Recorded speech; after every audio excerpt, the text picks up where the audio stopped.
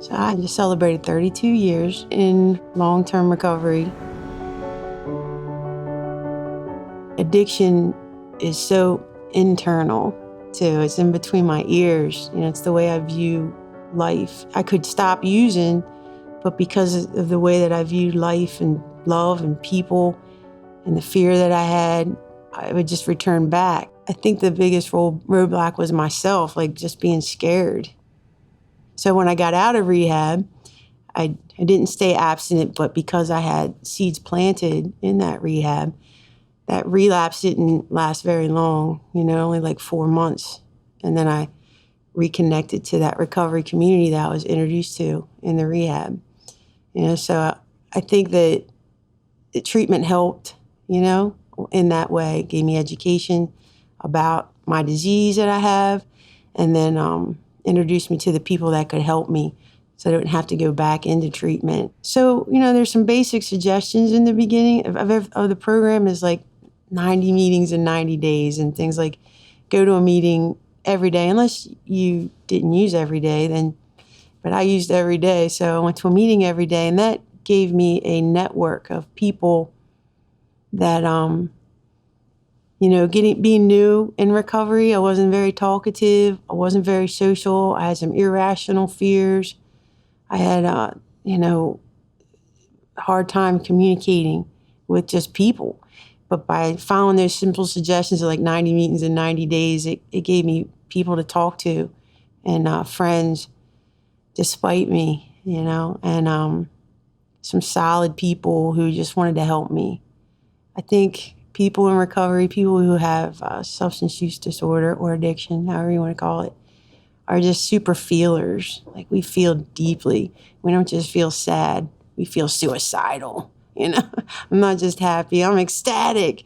And it's those emotional, highs and lows that earth people, as I call them, don't relate to so much. So having other super feelers around helps normalize my life, I have friends in recovery who I talk to honestly and openly about how I feel. That's really super important. People to really share what you're really thinking and feeling. I think if you could just tell the people who are in recovery that they can make a difference, that the things that they've experienced, as barriers to them, that they can now step up, maybe even come out of anonymity and change their community through advocacy, through the emergency rooms and the politicians and stuff, because the system isn't set up to hear the voice of people in recovery.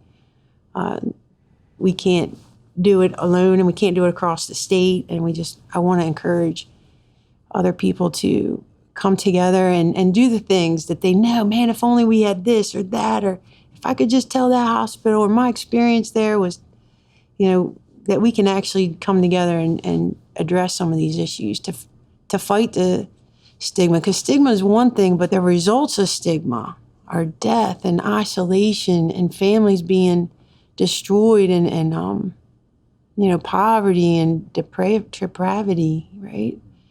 So it's serious. It's not just, I don't want to tell people that I'm in recovery on Facebook because my boss will know. It's like, people who are desperately wanting help and wanting the help. Stigma prevents them from getting the help. And we end up with HIV and hepatitis C and destroyed families, I think, is the hardest thing. When it comes to recovery, hard moments are, watching somebody who struggles with addiction go to the emergency room and be turned away. Seeing people who want help and not be able to find it or get it.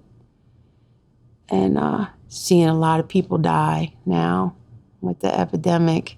A lot of friends and family members die, and know that there's things that we could do, but they need work and money and advocacy. That's hard. And I guess that's why I'm in this seat, because it's like, I know we can do better. recovery is possible. My name is Jennifer Turk, and I'm grateful for every day that I'm in recovery, and I won't be stopped by the stigma of addiction.